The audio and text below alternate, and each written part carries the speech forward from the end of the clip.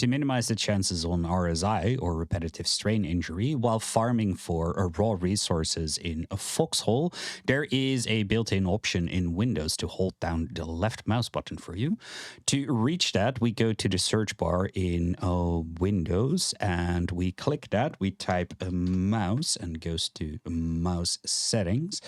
In the mouse settings panel, we go to additional mouse settings. This will open up the mouse properties window. And in the mouse properties window, under the buttons tab, in the bottom, we find a click lock, which we can turn on and turn off. We turn it on by making sure that the check mark in front of it is ticked. What click lock does, it will hold down your left mouse button for you after you've held it down for as long as you set it in this properties panel. Here we can set the sensitivity for the click lock, so this will determine how long we have to hold down the left mouse button for Windows to take over. So if we set it to very long, we have to hold down the left mouse button for a relatively long time to make sure that Windows click lock takes over. Or if we set it to very short, it means that basically pressing the left mouse button real quick will already get the click lock on. Then we just click apply and it will apply the settings of the click lock. To turn it off, we simply come to the same mouse properties panel and we uncheck the check mark, and now there is no click lock anymore, and make sure to apply that.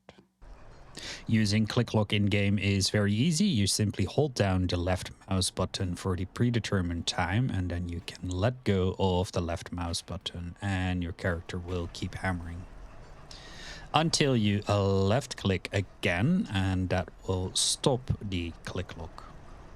It doesn't matter what you're using. You can do this with a normal hammer, with a sledgehammer, and if you want to, you can even do it with a harvester.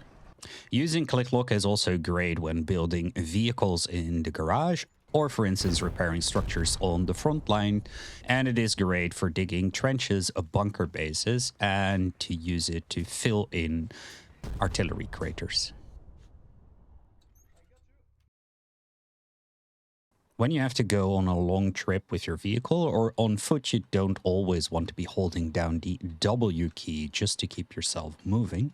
There is a form of cruise control in Foxhole that you can start by pressing enter to open chat and then holding down the control button and pressing the W button at the same time. And when you now hit enter again to close the text chat window, it will automatically hold down the W key for you, so you don't have to. While the quote-unquote cruise control is on, you can still steer by using the A and D keys, and you can still brake by holding down the S key, which will slow you down significantly and eventually will bring you to a halt. But as soon as you let go of the S key, your W is still being pressed as far as the game is concerned, and your truck will speed up. When you have the cruise control on, you can't reverse. So if you bump into anything, you have to press a W to turn off the cruise control, and then you can back up. And to reinstate it, simply press enter, control plus W, and enter again.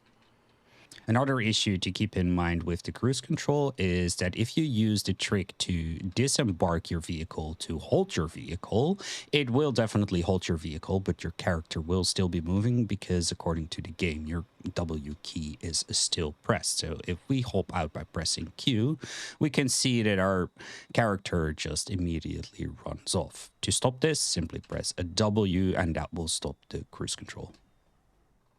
We can do the reverse as well. So if we press enter to open chat and then press the control and the S key and hit enter again, we will have a truck that is always reversing. Using websites like Ogmarrun and FoxholeLogi.com can help you determine what types of materials and how many you need for the orders you want to make. For instance, if we want to know how many materials we need to make 4 crates of low casters, On ogma.run, we come to the Warden tab. Make sure that we are in the factory tab, and we can click the Lowcaster 4 times, and that will tell us that we need a basic materials 400 or 4 crates of basic materials. If we switch to the mass production factory, we can see that if we click the Lowcaster 4 times, we only have to spend 300 basic materials.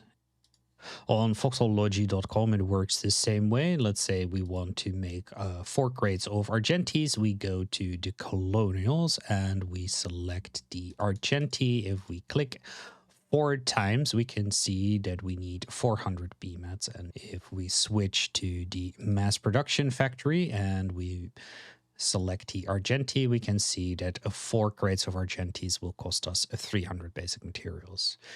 These websites really can help you preparing for the orders you want to make, for instance, to know how much materials to take with you in your truck to go to the mass production factory to make what you want to make. When you are retrieving materials from your refinery queue, you don't always want to pull the entire truck full. If I would left click on the basic material icon in the refinement panel right now, I would pull 15 stacks of basic materials. If I currently don't need 1500 basic materials, there is a way to do at least some rudimentary math inside our truck. For that, we retrieve some items from the stockpile that are not basic materials. Once they are in our truck inventory, we can hold down the control button and left click on the components stack, and that will split the stack. If we now split the stack so that we only leave the amount of how many stacks of basic materials we want. Let's say, for instance, we want 700 basic materials. We make sure that we have 7 slots open. So this is 6. We make sure that we have 7 slots open. And if we now left click on the basic material icon in the refinement panel, we only pull 700 basic materials. With explosive materials, refined materials, and heavy explosive materials, we have different options. If we want to pull, let's say, 100 explosive materials, we can simply leave 1 slot open and left click on the explosive materials icon, and that will pull 100. If 100 is too many, we can always open up a slot and right click on the explosive materials icon and select retrieve as crates. What this does, it will retrieve a crate with 20 explosive materials, because explosive materials go in per 20 in a crate, and that will give us a 20 explosive materials. So if we only need a 60 explosive materials, we can open up 2 extra slots, right click on explosive materials, say retrieve as crates, and now we have 3 crates combined 60 explosive materials. Now, these crates like this are not usable in the factory, so we need to uncrate them. And to uncrate these crated explosive materials, we can simply go to a storage depot or a seaport. So we come to the storage depot over here, we press E to open it. We hover over one of the crates with explosive materials in the inventory of our truck. We right click and we select unpack material crates. This will unpack the crates of explosive materials into normal explosive materials. And then if we want to stack them again, we can simply put them in the inventory of the storage depot and then shift click to bring them back into our truck inventory. We can do the same thing with refined materials and heavy explosive materials as well. So if, for instance, we need only 40 refined materials, we can right click on the RMAT icon in the refinement panel, say retrieve as crates. That will retrieve 2 crates of RMATs or 40 RMATs into our truck. Again, we cannot use created RMATs, so we have to uncrate them. And instead of bringing them to the storage depot and uncrate them there, we can also go right click on the crates inside our truck and select submit to stockpile, then select 2. That will submit both crates of RMATs into the stockpile of the refinery, and then we can retrieve the RMATs by simply shift clicking on the RMAT icon in the stockpile, and that will retrieve 30 RMATs at a time.